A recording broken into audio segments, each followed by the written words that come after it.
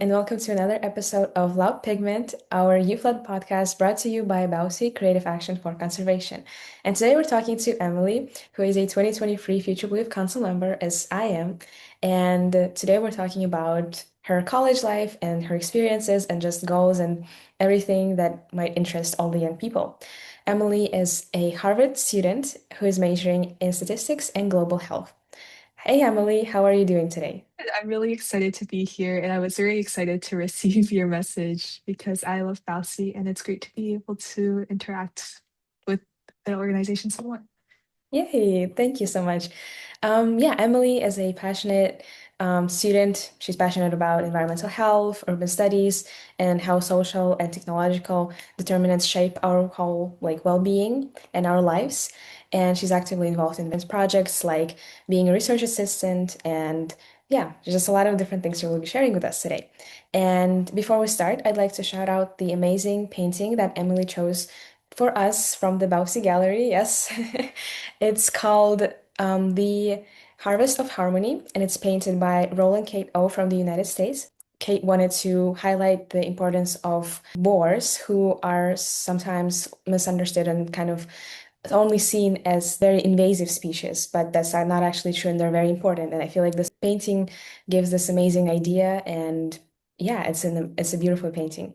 What made you choose this painting, Emily? I think I was very drawn to the colors and textures, and it really spoke to me because it does highlight the boar, and it's not an animal that a lot of people choose to depict. So I think for that reason, it's great that we could draw some attention to it and also where it lives and the wonderful natural organisms that we don't think about much that still exist in our. Yeah, exactly. I agree 100%. Yeah, when we could start with the questions now. As always, we ask all our interviewers this question: what is one book, podcast, or media piece that lives in your mind rent-free? Oh, I have to think about this a bit. Oh, okay. A few years ago, I watched the movie The Wild Robot. I think it's a Pixar film, if I'm not Yeah, mistaken, I but think it's so. kind of Yeah, I watched it okay. too. Okay.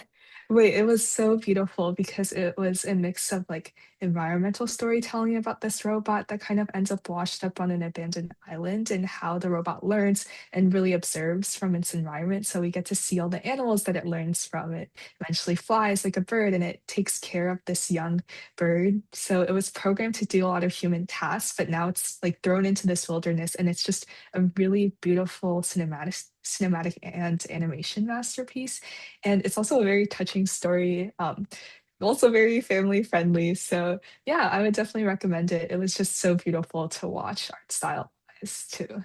Yeah, perfect. I remember I also watched it with my sister, and we both cried in the end of it because it felt Yeah. such like a very touching story for sure. Yeah. And what is your favorite animal? It can be a water animal or a land animal, and why? Ooh, okay.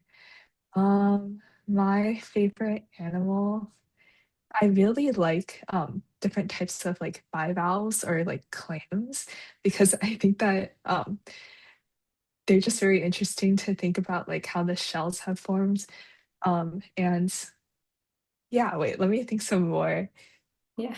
So I like did a lot of research and studying for fossils in high school, and so there were so many different types of clams that I had to look at, and each of them had their own different adaptation with their shell. But it's really interesting to think that they all come from like the same key parts, but they're still so diverse. And so I think I have like a soft spot in my heart for clams and mollusks in general.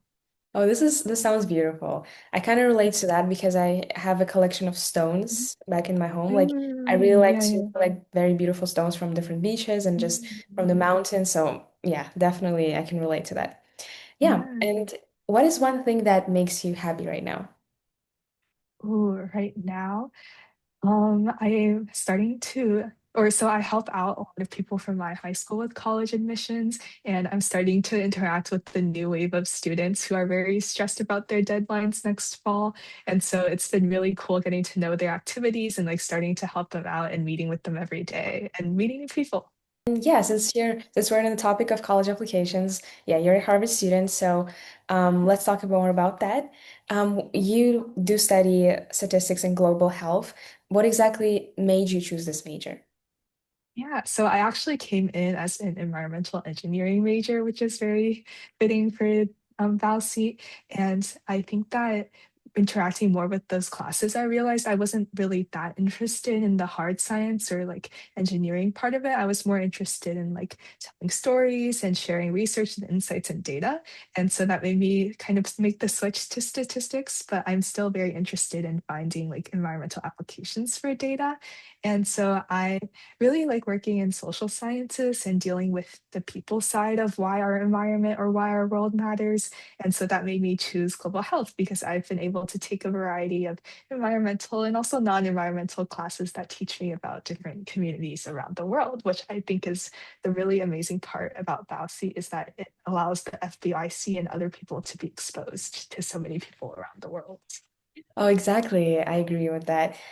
Yeah, is there one thing that you feel like helped you get into Harvard? Kind of remembering Yeah. that you applied. Yeah. So I actually viewed my admissions file, and so I think they actually noted down first that like I was an artist and was combining science and art, and so they were waiting on like my art portfolio to come in and to get those results. And when the admissions officer reached out to me, they were like, "There's a lot of ways you can marry your interests for art and science." At Harvard. So I think that being creative as well as technical and scientific definitely helped, which is cool because creative advocacy is kind of the whole spiel for Balsi. And so at Harvard, I've been able to like apply this creative advocacy in a lot of things like the climate action camp and also serve as like a sketching facilitator at the Museum of Natural History, where I met Eric for the first time, who used to work at Balsi. Yeah. Yeah, that's amazing. We're going to talk more about that very soon. Yeah, and is there one piece of advice that you would like to give to all the like students who are Gosh. applying right now? Yeah. Um, I think that if something doesn't feel authentic to you when you're writing, especially your essays, don't be afraid to start over and go with a completely different topic. And I think that like be okay with letting your babies go as you write more and more things. Yeah, that sounds amazing. I feel like it also applies to all areas of life. You can always start over. Yeah, you can start anything. Doesn't matter how much time you've put into something. Yeah, sounds amazing.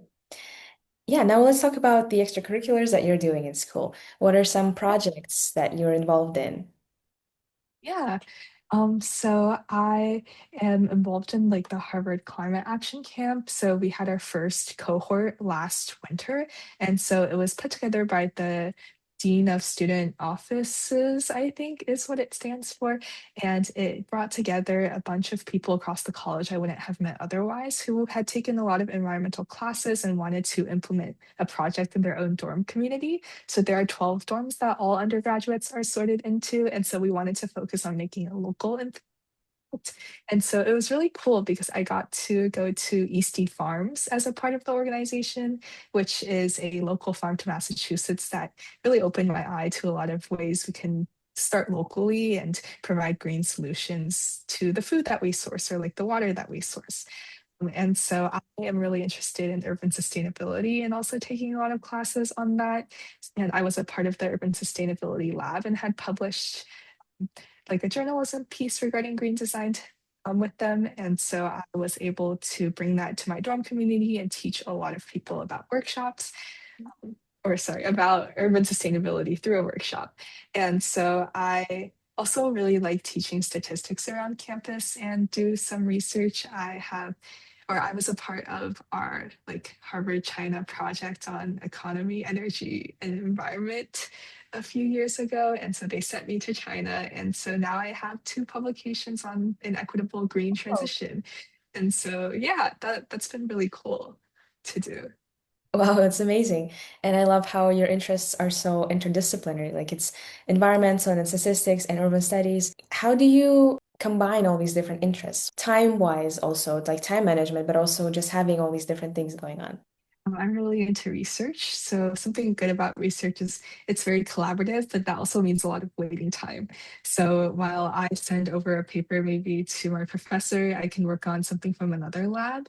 And I think that it's interesting to think about all these different topics and like switch between modes of my brain, and it gives it like a break too.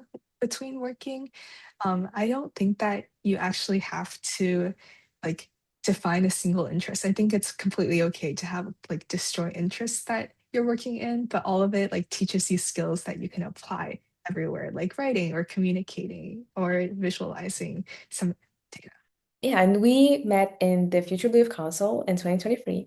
Do you think that being in the council, and you mentioned this before, helped you in college? In what ways was kind of this like impact of our council on you? It was, or I also said this in the written response, but Yeah. it was so amazing to meet people who were passionate about all sorts of different things, all related to the environment, but in many different ways. There were people who were like doing research or advocacy or also creating art. And I think that's really opened my mind to what I can do in college and taking on a variety of different projects. And I also think that it taught me how to communicate with people who I definitely wouldn't have interacted with from other countries.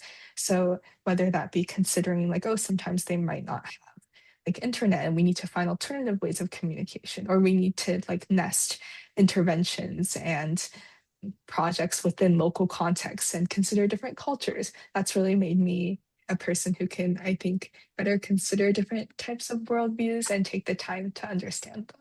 Yeah, I agree with that. I feel like just having such a diverse console and having BAUC team prioritize the diversity in console meant so much, I feel like, to each one of us. Yeah, and so it was definitely an amazing experience getting to know everyone. And is there one memory that you really love from our console? Really liked meeting Queer Brown Vegan, and how he came and gave us a talk because that was the first time I'd really heard someone speak to me directly so passionately about environmental science, because a lot of it was through watching YouTube videos or like reading journalism articles, but to hear his personal story about growing up and finding his path in environmental science was very inspiring because I think he's not maybe the conventional influencer that people think about, but he's like making an impact through media, and that was really inspiring.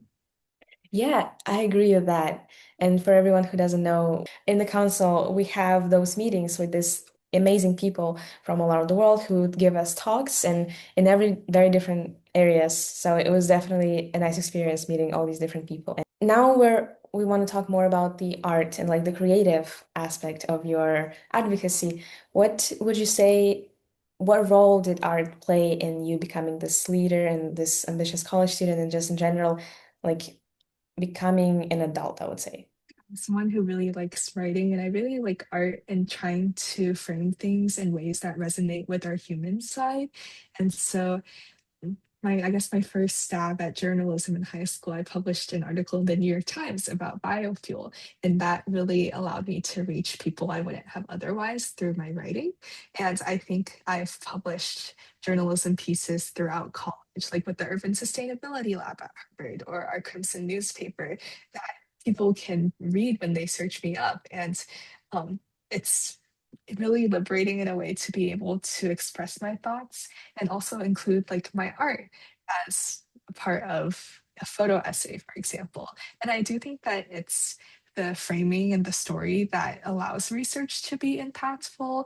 And it's really taught me that I should try to communicate my findings in ways that resonate with um, like our emotional side and not just be scientific or jargony. And yeah, it's taught me how to communicate. Yeah, and you have written amazing blogs as well, I remember, during our council term. So I'll link them in our description. So for anyone who's interested, you can read Emily's blogs and also we're gonna get your recent blog also posted. So definitely check these out. And is there an advice that you would like to give to all the upcoming kind of change makers or just young individuals who are interested in becoming environmental leaders and just advocates? Yeah, or wrote this in my responses, but definitely look at your local problems. I think that larger news outlets definitely cover a lot of like national negative news, but a lot of the wins happen at local levels because that's what can, I guess, what's most feasible. So definitely look at your school, for example. Is the food unsustainable? Are people wasting some kind of material that we could use and start there? And don't feel pressure to make the maximum impact you think you can have because any action is better than no action. And yeah, don't be afraid to reach out and start small to whatever capacity that you can. This is perfect. What would you recommend kind of as a first step to in discovering the creative medium that they want to choose? Yeah. I think about like if you didn't have any obligations for the rest of your life, like what would you do? A lot of people, for example, might start with photography or they might like create a short film.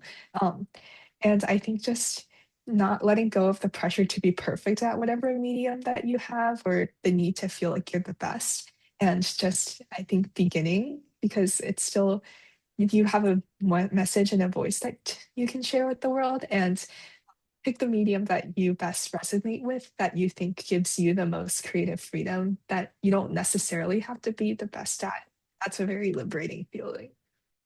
Yeah, I agree with that because I feel like with me, I started with Mhm. Instagram edits. Like I really loved watching Mm. Instagram film edits, movie edits, and being passionate about that, I've then learned video editing myself. Mhm. And I also created like Instagram edits back in like 2020.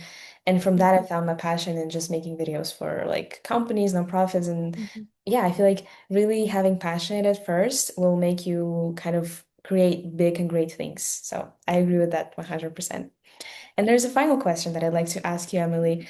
Is there someone you'd like to say hi to? It can be like our council members or your, I don't know, family members, friends, anyone who might tune in and listen to this podcast. Who would you say hi to? I'll say hi to Susan from FBYC because we recently went to an event together. So FBYC, a lot of FBYC operates in Boston. So they've been actually inviting like me and past True Fellowship grantees and also current FBYC members to a lot of different environmental events in the area. And it's very cool to be exposed to kind of a more like adult environmental art scene.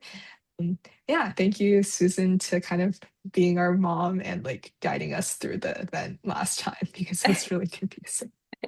Yeah, yeah, that's great. Yeah, I think that was it. That was an amazing conversation. Thank you so, so much, Emily, for doing this with us. I feel like it had such a great kind of insight to what it's like being a multifaceted person. Thank you so much for having me. It was also really great to see you again. So keep in touch with, yeah, keep in touch.